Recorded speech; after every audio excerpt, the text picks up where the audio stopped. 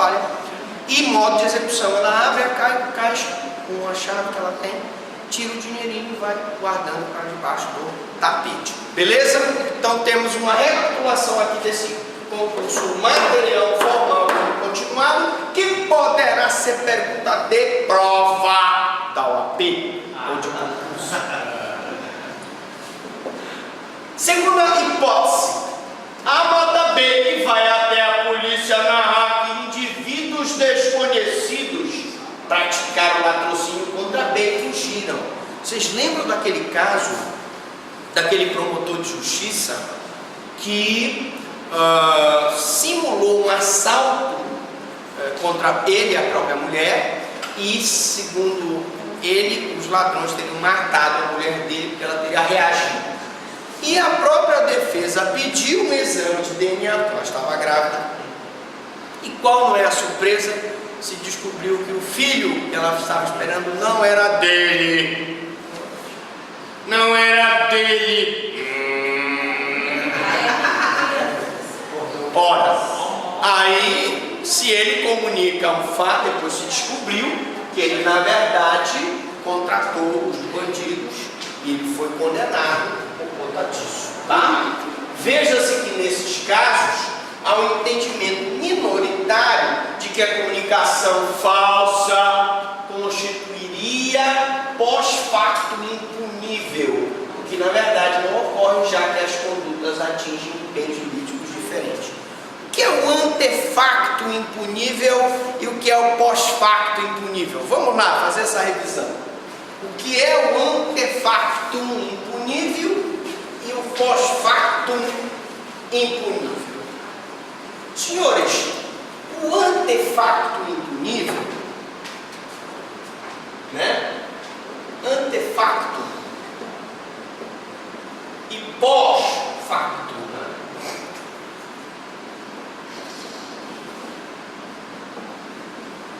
Vamos dar um exemplo do antefacto e do pós-facto.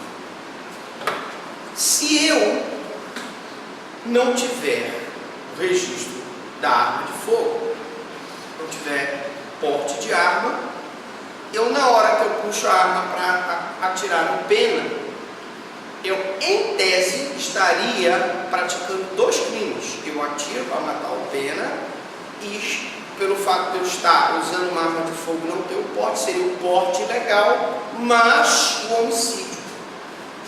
Mas pelo princípio da construção, princípio da consunção,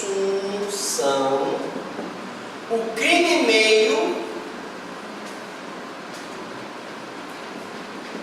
é absorvido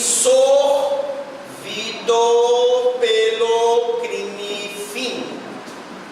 Ora, significa dizer que o porte legal de arma de fogo fica absorvido pelo homicídio, que é o crime meio. O porte foi só um meio para a prática do crime. Então, o antefacto impunível é o famoso crime meio. Aqui, nessa hipótese em que ele matou uma pessoa e posteriormente comunicou que indivíduos teriam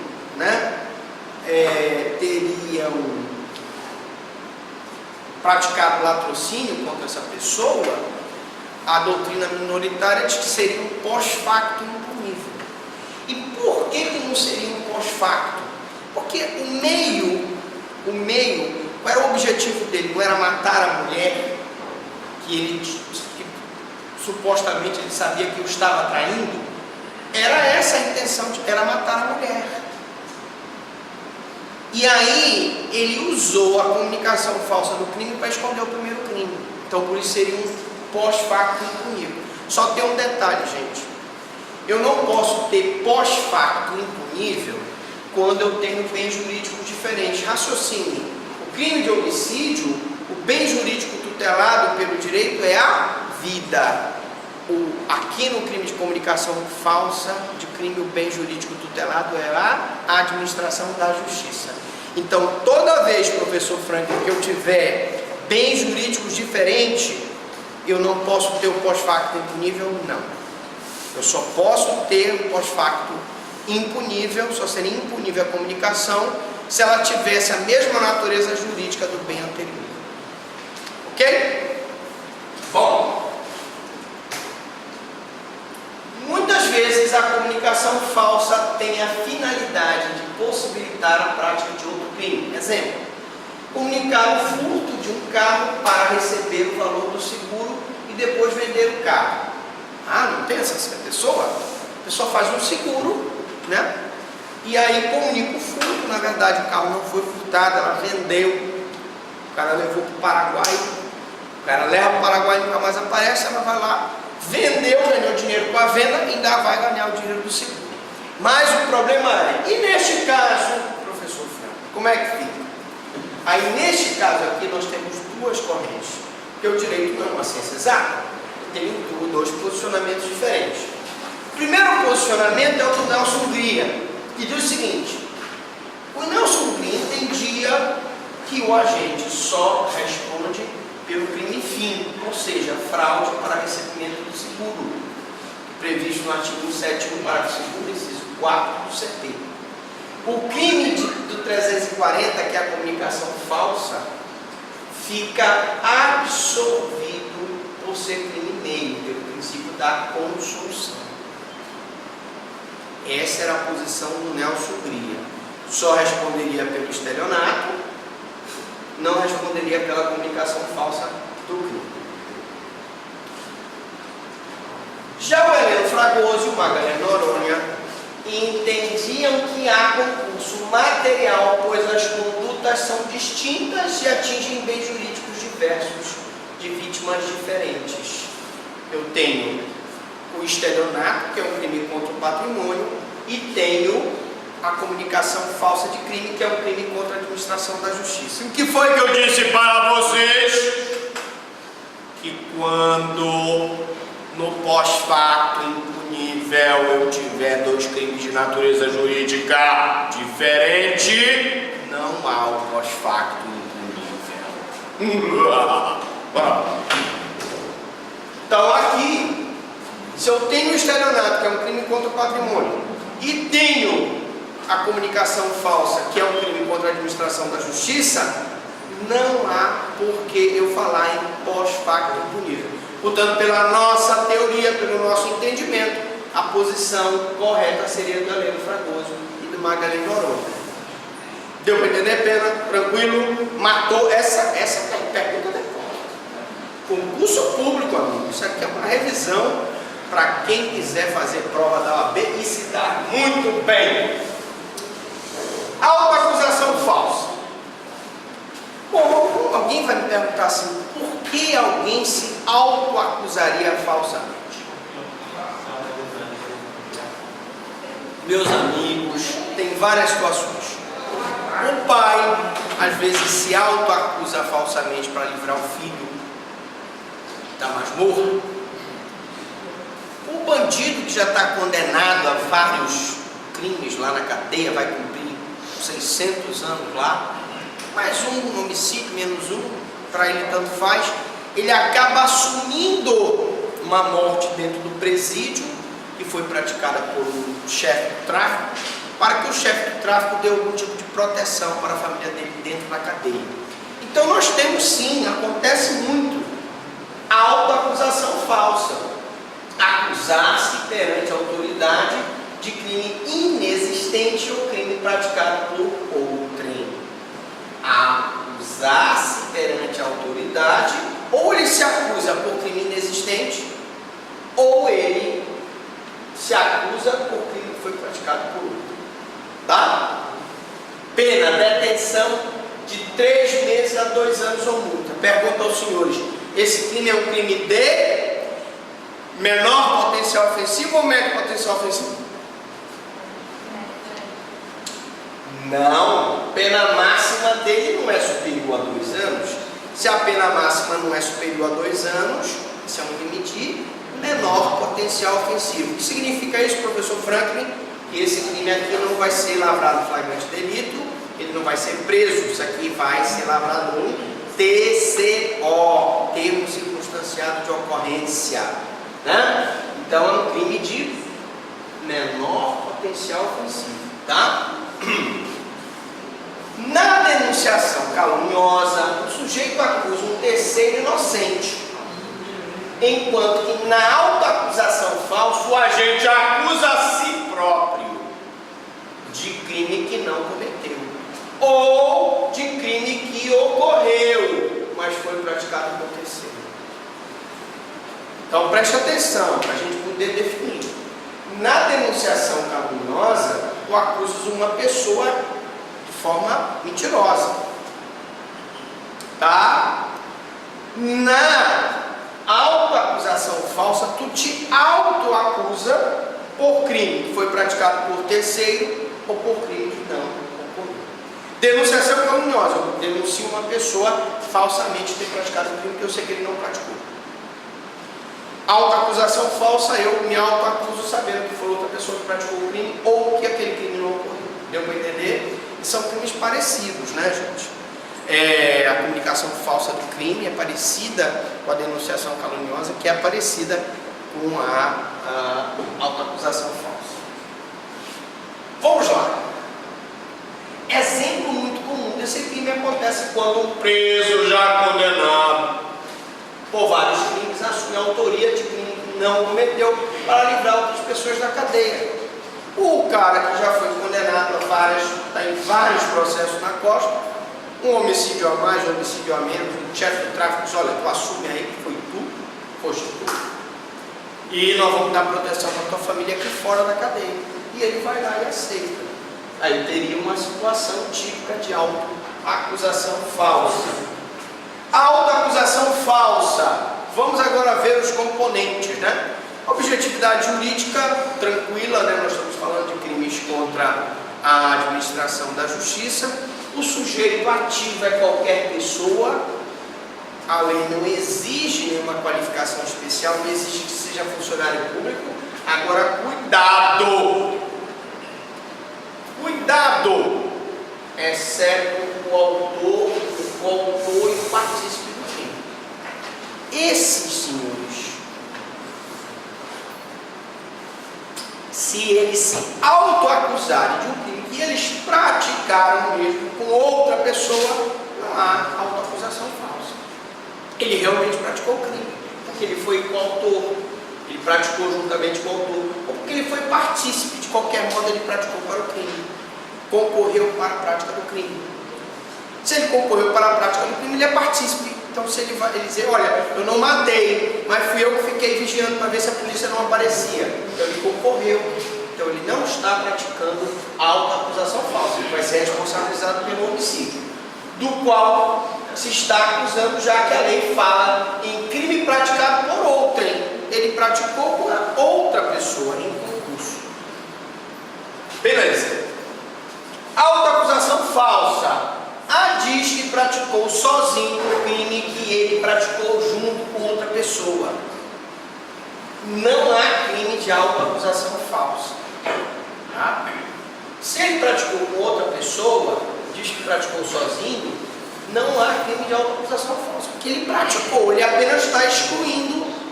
Não tem esse pessoal da malandragem que ele exclui o outro malandro da parada, ele assume sozinho, problema dele, né? Aí temos uma questãozinha de prova de concurso. É possível coautoria no crime de autoacusação falsa? É possível coautoria? Duas pessoas se autoacusarem de terem praticado um crime que não foi praticado por eles, ou se acusarem de um crime que não ocorreu? Acho que sim, né? Sim! Por quê? Quando duas pessoas se acusam de um crime praticado por outras duas pessoas, ou por crime inexistente, não tem a possibilidade de um concurso de agente na autoacusação falsa. Tá? Sujeito passivo é o Estado. Todo crime contra a administração da justiça, o sujeito passivo é o Estado. E ele que sofre, a administração da justiça que sofre. Né? Nós temos aí, o crime pode ser praticado por qualquer meio. E aí ele pode verbalmente se autoacusar, ele pode fazer por escrito que ele praticou o crime. Então eu posso, ele é de forma livre, ele pode ser praticado por qualquer meio. Não se exige, todavia, que o agente tenha espontaneamente procurado a autoridade para se autoacusar. Não precisa, se ele foi chamado perante a autoridade, ou se ele foi como suspeito e ele se autoacusou, ele vai responder pela autoacusação. Assim, se alguém ouvir como suspeito testemunha em um inquérito policial e assume a autoria de um crime que não praticou, ou que sabe que foi praticado por outra pessoa e ele está se autoacusando, ele responde pelo 341, autoacusação falsa. O tipo exige que a autoacusação ocorra perante a autoridade. Lógico, se você confessar para um colega que você praticou um crime, você não está praticando autoacusação falsa. O que você tem que fazer é perante a autoridade. E a autoridade é ampla, pode ser perante o delegado, pode ser perante o promotor de justiça, pode ser perante o juiz de direito. Tá? Autoacusação falsa de contravenção. É atípica. Nós temos a comunicação falsa de crime ou contravenção, mas a autoacusação falsa só diz respeito ao crime. A autoacusação falsa de contravenção é atípica. Se uma pessoa se autoacusar de ter praticado via de fato contra a mulher e não ser verdadeira, ele não responde por crime nenhum, porque isso é uma conduta atípica. A lei não exige qualquer motivação específica para a caracterização da infração. Foi por motivo egoístico? Foi por motivo nobre? É o pai que quer livrar o filho da cadeia? Não exige qualquer motivo específico. Lógico, se for por um motivo de relevante valor social, moral, isso vai ser dosado na hora da dosimetria da pena, vai diminuir a pena. Consumação, no momento em que a autoacusação chega ao conhecimento da autoridade. Você até pode fazer perante um colega de turno, um colega de trabalho, mas a consumação do crime só ocorre efetivamente quando você faz a autoacusação perante uma autoridade. É irrelevante saber se, em razão disso, a autoridade tomou alguma providência, porque a providência não é importante. O que é importante na autoacusação é você se autoacusar falsamente que o crime foi praticado por outro que não ocorreu. Se você der causa à instauração de um inquérito ou de um processo, aí é comunicação falsa de crime ou contravenção. Tá? A retratação não gera qualquer efeito por falta de previsão legal. Deveria, né? Deveria. O cara se autoacusa e depois ele se retrata. Mas a lei é clara. Não existe a hipótese de retratação na autoacusação falsa. Se ele se autoacusar, ele vai responder pela autoacusação falsa. Tentativa. Posso ter uma tentativa de autoacusação falsa? Só é possível na forma escrita. Como é possível uma tentativa aí? Não posso fazer não pode haver tentativa na forma oral quando eu falo oralmente para o delegado, porque na hora que eu me autoacusar perante o delegado, como já está consumado. Agora imagina a seguinte situação: tu mandas uma cartinha, vai cartinha querida, vai por esse mundo sem fim. Vai dizer ao meu amigo Pena que não se esqueça de mim. Não, você manda para o delegado de polícia dizendo que você é o culpado daquele crime, né? Você foi quem praticou aquele crime. E antes que a carta chegue ao delegado de polícia, a carta é extraviada. Aí eu teria, por amor ao debate, uma tentativa de autoacusação falsa, previsto no artigo 341. Concurso.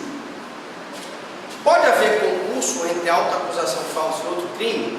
Vamos ver a seguinte hipótese. Se alguém, além de se acusar falsamente, atribui também a responsabilidade pelo crime a um terceiro que sabe inocente, responde pela autoacusação falsa por ter se autoacusado sem ter praticado o crime, e ainda por denunciação caluniosa, porque denunciou falsamente uma pessoa que não tinha praticado o crime, que não concorreu com a prática do crime.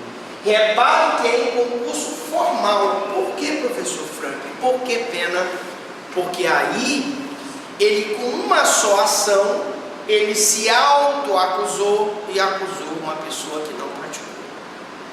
Foram duas ações. Só uma ação ele praticou 2 crimes. Portanto, concurso formal. Quando com uma só ação, um só tiro eu mato 2 pessoas, concurso formal. Quando eu tenho que matar um aqui, um ali, eu tenho concurso material. E quando eles são ligados por circunstâncias de tempo, lugar e modo de execução, eu tenho o crime continuado. Falso testemunho ou falsa perícia?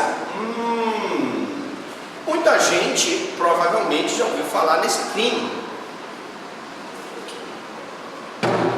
Falso testemunho ou falsa perícia é o que está previsto no artigo 342, né? Fazer afirmação falsa ou negar ou calar a verdade como testemunha, perito, contador, tradutor, intérprete em processo judicial ou administrativo, inquérito policial ou em juízo arbitral. Ora, se eu fizer uma afirmação falsa numa perícia, é falso testemunho ou falsa perícia. Se eu como testemunha fizer uma afirmação falsa, eu vou ter um falso testemunho. Esse crime, gente, é punido com reclusão de 1 a 3 anos. E agora? Esse crime é um crime de médio potencial ofensivo, porque a pena máxima é superior a 2 anos, mas a pena mínima não é superior a 1. Então significa que nesse crime de médio potencial ofensivo, eu posso o quê? Posso, na hora que a pessoa for denunciada, pedir a suspensão do processo previsto no artigo 89 da Lei 9.099, se ele for primário, tiver gozo de antecedente, e vai ser marcada uma audiência em que ele vai cumprir algumas condições, como não comparecer em juízo, não se ausentar do sítio da culpa, reparar a vítima dos danos sofridos, e o processo ficará suspenso. Então olha aqui, é crime de médio potencial ofensivo e preenchidos os requisitos legais, que eu acabei de dizer, né? Não ter antecedentes criminais, em circunstâncias judiciais favoráveis, cabe a suspensão do processo previsto no artigo 89 da Lei 9.099. Na próxima aula, nós vamos ver crimes contra a administração pública, parte 3. Pergunto, alguma dúvida, alguma pergunta?